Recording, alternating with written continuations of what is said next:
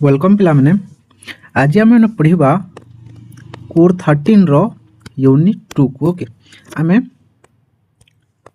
Core 13 रो unit 1 को पढ़ी सारी छे पिलामने आम एबे पढ़ा यूनिट 2 को ओके।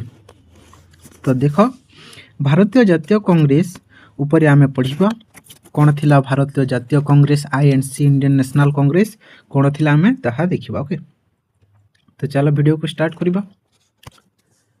उपक्रम अच्छी भारतीय मानकर एक बृहत संगठन आवश्यकता रही ऑब्वियसली कथा कहीं स्वाधीन पाइबा ओके। यह व्यतीत इंग्रेज माने 1857 विद्रोह देखी डर जाते जिते बेले 1857 विद्रोह होता पिलाने यह एक विराट विद्रोह रूपे परिचित होता से समय ओके।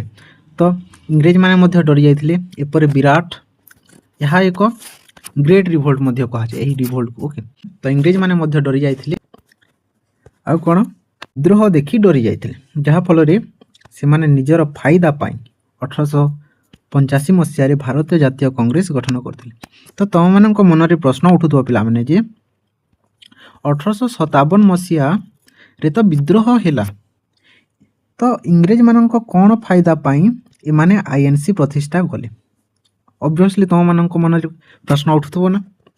तो यह आम गोटे थ्योरी रू जानू पिला माने थ्योरी हूँ safety valve of India okay safety valve of India. तो सेफ्टी भाल्व ऑफ इंडिया माने कौन तो गोटे कुकर बुझा पिला माने ओके कुकर माने तो जानिछ यह कुकर यह हूँ सीटी सेफ्टी भाल्व ऑफ इटा हूँ कुकर ओके। तो कुकर जिते बेले भितर गैस रही जाए पिला माने तो इठारे गोटे सीटी थाए ओके। तो यही सीटी ऊपर को जाए गैसटा पलि जाए यह तो तुम जानूस नॉर्मली कथाटा। तो ठीक यही परि पिला माने कांग्रेस यही सीटी रो काम करुला ओके जो ये सीटी अच्छी पिला माने यही सीटी रो कार्य के करुला सीटी रो कार्य करुला आईएनसी ओके।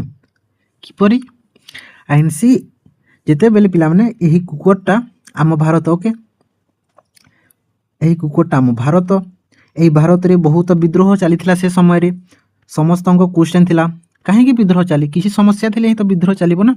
तो गोटे लोकर समस्या अच्छी द्वितीय लोकर भी समस्या अच्छी तृतीय लोकर भी समस्या अच्छी तो इमाने मिसी आम समस्यार समाधान हो बोली तो विद्रोह ही करेंगे ना।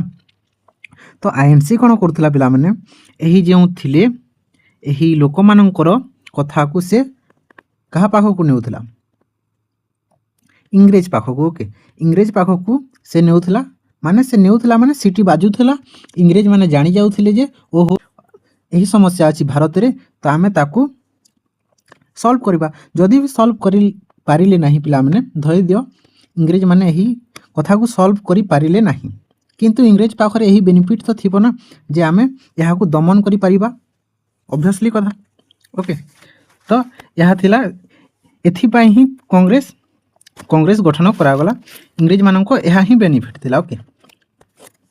तो यार प्रतिष्ठाता थिले ऑक्टेवियन ह्यूम ओके एओ ह्यूम मध्य कहा जाए एओ ह्यूम थिले तत्कालीन वाइसराय थिले लॉर्ड डफरिन यह एग्जाम रे आसी पारे ओके। जातीय कांग्रेस द्वारा केवल भारतीय माने इंग्रेज मान विरोध रे थिबा असंतोष दर्शाउथिले आ कोन आ किछि बड़ धरणर विद्रोह करि पारु न थिला। देन आमे टाइमलाइन को टिके देखि दबा 1885 रे आईएनसी हैला 1905 रे आईएनसी 1905 रे कोन हेतला पिला माने तमे माने जानि छ ओके कोन हेतला पार्टीशन ऑफ बेंगल ओके 1905 1916 मु कहीं यह अपनाऊँ यह तुम जानिब ओके। तो कथा अच्छी 1885 रे तो आईएनसी तैयारी हैला 1905 पर्यंत मॉडरेट फेज चली ओके मॉडरेट फेज बा नरमपंथी चली यह आम आग को पढ़ा। तो मॉडरेट फेज चली पिला माने यही समय रे ओके यही समय मॉडरेट फेज थिला। देन 1905 जिते बेले हिला पिला माने बेंगल पार्टीशन हिला पिला माने यही आईएनसी रु ही कौन बाहर एक्सट्रीमिस्ट बाहर ओके। तो एक्सट्रीमिस्ट 1905 रु 1916 पर्यंत एक्सट्रीमिस्ट चली इन ओके एठारे तो एठारे एक्सट्रीमिस्ट थिले ओके और 1916 रु 1947 पर्यंत तो गांधीयान जुग ताहा जानुछ तो यही जो मॉडरेट फेज थिला पिला माने यही फेज रे कहीं बड़ विद्रोह हो पारा ना 1857 परी safety valve of theory okay तो आई होप समस्ते क्लियर हो जाए ओके तो चलो आम गोटे गोटे की पढ़ा तो आम यही सब पढ़ा तो देखी दियो जातीय कांग्रेस प्रतिष्ठा पूर्व अन्य क्यों संगठन गुड़िक थिला आउ कौन जातीय कांग्रेस रो जन्म आउ कौन जातीय कांग्रेस रो लक्ष्य और कार्य जातीय कांग्रेस रो समीक्षा गुड़िक आम एबे देखिबा कांग्रेस प्रति सरकार मनोभाव कौन थिला आम ताकू मध्य देखिबा आउ कौन भारतीय जातीय कांग्रेस रो अधिवेशन समूह प्रमुख नेतृवृंद मानक मध्य देखिबा ओके तो चलो गोटे गोटे की आम देखिबा तो फास्ट भारतीय कांग्रेस प्रतिष्ठा पूर्व अन्य संगठन गुड़िक थिला नो डाउट भारतीय जातीय कांग्रेस प्रतिष्ठा पूर्व भारत देश में बहुत छोट बड़ राजनैतिक संगठन मान गढ़ी उठी ओके आउ कौन ए दिगरे सर्वप्रथम राजा राममोहन राय दृष्टि देते 1866 बंगभाषा प्रकाशित सभा गठन करते ओके क्वेश्चन रे आसीपारे संगठन गुड़िक है जमीदार संघ बंग ब्रिटिश भारतीय समिति 1843 आसीथिला ब्रिटिश भारतीय संघ 1851 आसीथिला बॉम्बे संगठन आसीथिला पूर्व भारतीय संगठन आसीथिला एहिपरि छोट बड़ संगठन गुड़िक आसीथिला एएनसी पूर्व ओके पुना सार्वजनीन सभा आसीथिला माड्रास महाजन सभा मध्य आसीथिला बॉम्बे प्रेसिडेंसी संघ आसीथिला तो एपरी छोट बड़ संगठन गुड़िक आसीथिला एमानंकर मुख्य उद्देश्य थिला भारतीय मानक दुख दुर्दशा संपर्क में इंग्रेज सरकार को जणाइबा ओके तो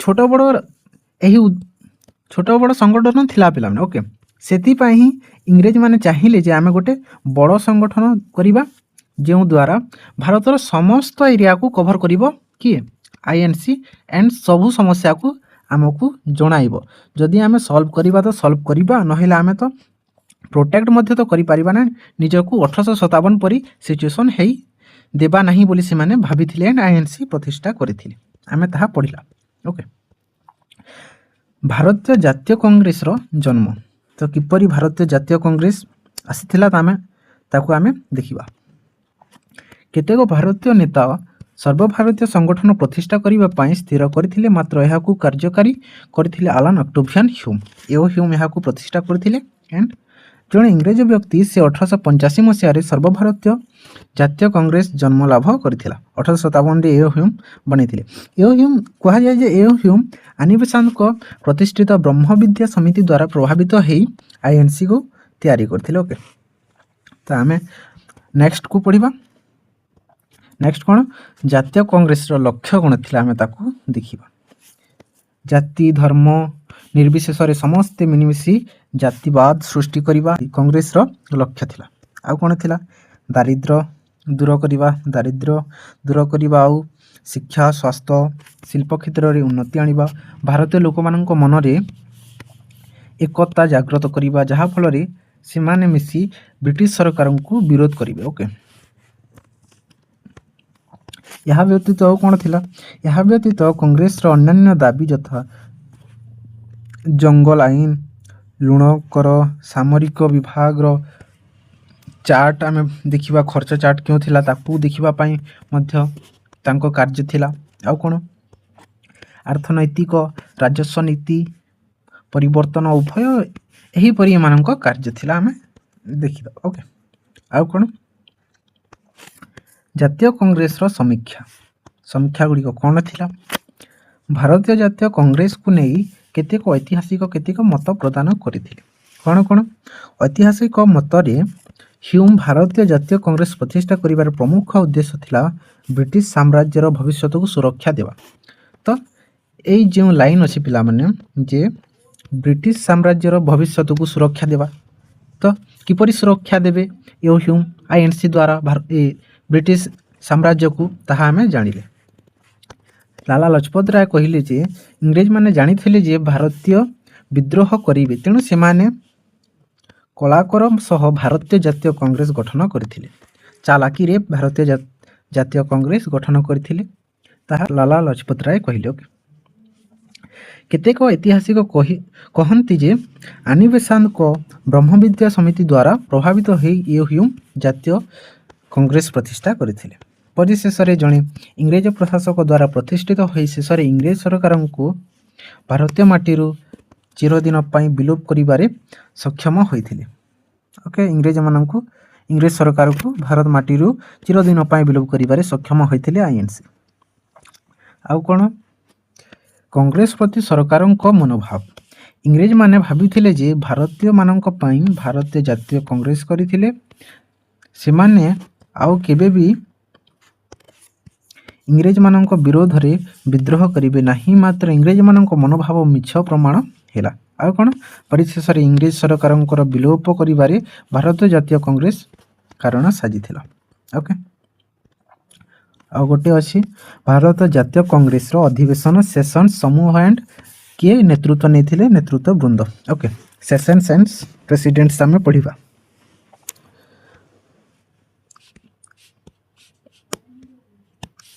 ଫାଷ୍ଟ ଅଧିବେଶନ।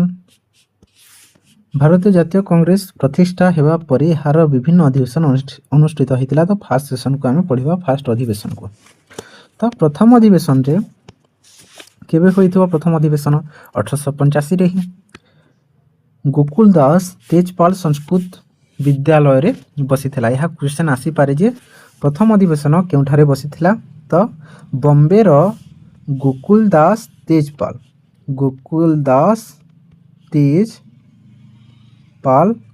ସଂସ୍କୃତ ବିଦ୍ୟାଳୟ, ଓକେ, GDTSBରେ।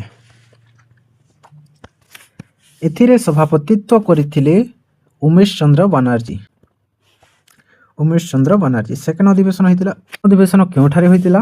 କଲିକତା ଠାରେ 1886 ମସିହାରେ ବସିଥିଲେ। ଏଥିରେ ସଭାପତିତ୍ୱ କରିଥିଲେ ଦାଦା ଭାଇ ନାରୋଜୀ। ଏଥିରେ 436 ଜଣ ଯୋଗ ଦେଇଥିଲେ। ଆଉ କ'ଣ? ଥାର୍ଡ ଅଧିବେଶନ ମାଦ୍ରାସ ଠାରେ ବସିଥିଲେ। ଏଥିରେ ସଭାପତିତ୍ୱ କରିଥିଲେ ବଦ୍ରୁଦ୍ଦିନ ତାୟାବଜୀ। ଏଥିରେ 607 ଜଣ ଯୋଗ ଦେଇଥିଲେ। ଓକେ, ତ ପ୍ରଥମରେ କିଏ ପ୍ରେସିଡେଣ୍ଟ ଥିଲେ? ଉମେଶ ଚନ୍ଦ୍ର ବାନାର୍ଜୀ। ସେକେଣ୍ଡରେ କିଏ ଥିଲେ? ଦାଦା ଭାଇ ନାରୋଜୀ। ଥାର୍ଡରେ କିଏ ଥିଲେ? ମାଡ୍ରାସ ଠାରେ ବସିଥିଲା କିଏ ଥିଲେ? ବଦ୍ରୁଦ୍ଦିନ ତାୟାବଜୀ। ଫୋର୍ଥରେ ଆହ୍ଲାବାଦ ଠାରେ ବସିଥିଲା। ଏଥିରେ ଜର୍ଜ ୟୁଲ୍ ସଭାପତିତ୍ୱ କରିଥିଲେ। ତ କ୍ୱେଶ୍ଚନ୍ ଏପରି ଆସିପାରେ ଯେ ପ୍ରଥମ ମୁସଲମାନ କିଏ ଆଇଏନ୍ସିର ସଭାପତିତ୍ୱ କରିଥିଲେ? ସେ ହେଉଛନ୍ତି ବଦ୍ରୁଦ୍ଦିନ ତାୟାବଜୀ। ଓକେ, ତୃତୀୟ ଅଧିବେଶନ ମାଡ୍ରାସ ଠାରେ ଯେଉଁ ବସିଥିଲା ସେଠାରେ ପ୍ରେସିଡେଣ୍ଟ ଥିଲେ। ଆଉ କ'ଣ? ଫୋର୍ଥ ଅଧିବେଶନ ଥିଲା ଆହ୍ଲାବାଦ ଠାରେ ବସିଥିଲା 1888 ମସିହାରେ। 1428 ଜଣ ଯୋଗ ଦେଇଥିଲେ। ଆଣ୍ଡ ଏଥିରେ ଫାଷ୍ଟ ଇଂରେଜ ପ୍ରେସିଡେଣ୍ଟ ଥିଲେ କିଏ? ଜର୍ଜ ୟୁଲ୍ ସଭାପତିତ୍ୱ କରିଥିଲେ। ଏହିଭଳି ଭାବରେ ପ୍ରତିବର୍ଷ କଂଗ୍ରେସର ବିଭିନ୍ନ ଅଧିବେଶନ ଅନୁଷ୍ଠିତ ହେବା ସହ ବିଭିନ୍ନ ସଂଖ୍ୟା ସମ୍ପର୍କରେ ଆଲୋଚନା ହୋଇଥିଲା, ବିଭିନ୍ନ ସମସ୍ୟା ସମ୍ପର୍କରେ ଆଲୋଚନା ହୋଇଥିଲା। ତ ଏହା ଥିଲା ତୁମ ଆଇଏନ୍ସିର ଜନ୍ମ। ତ ତୁମେ ଲାଷ୍ଟ ଉପସଂହାର ଲେଖିଦେବ। ଉପରୋକ୍ତ ଆଲୋଚନାରେ ଆମେ ସିଦ୍ଧାନ୍ତରେ ଉପନୀତ ହେଲୁ ଯେ ଯେଉଁ ଅବଜେକ୍ଟିଭ୍ ପାଇଲ ତୁମେମାନେ ତାକୁ ଲେଖିଦେବ। ଓକେ, ତ ତୁମ ପଢ଼ୁଥିବ। ତ ଯେଉଁମାନେ ବି ବିଏଡ଼୍ ପ୍ରିପାରେସନ୍ କରୁଛ ପିଲାମାନେ ତାଙ୍କ ପାଇଁ 100 ରୁପିଜ୍ରେ ଗୋଟେ କମ୍ବୋ ନୋଟ୍ ପ୍ୟାକ୍ ଅଛି। ଓକେ, କମ୍ବୋ ପ୍ୟାକ୍ ଅଛି। ସେଥିରେ କ'ଣ କ'ଣ ଅଛି? History rise of the British ପାୱାରରୁ ନେଇକି ଫ୍ରେଞ୍ଚ ରିଭଲ୍ୟୁସନ୍ ପର୍ଯ୍ୟନ୍ତ, World War II, World War I ପର୍ଯ୍ୟନ୍ତ ଅଛି। ପଲିଟିକାଲ୍ ସାଇନ୍ସ ଅଛି ପିଲାମାନେ, teaching aptitudes, Odia grammar, geography, economics, ଏହି ସବୁ 100 ରୁପିଜ୍ରେ ତୁମେମାନେ ପାଇଯିବ। ଓକେ, ତ ତୁମେମାନେ କମେଣ୍ଟ କଲେ ମୁଁ ତା'ର ଡେମୋ ନୋଟ୍ ନେଇକି ଆସିବି। ଓକେ।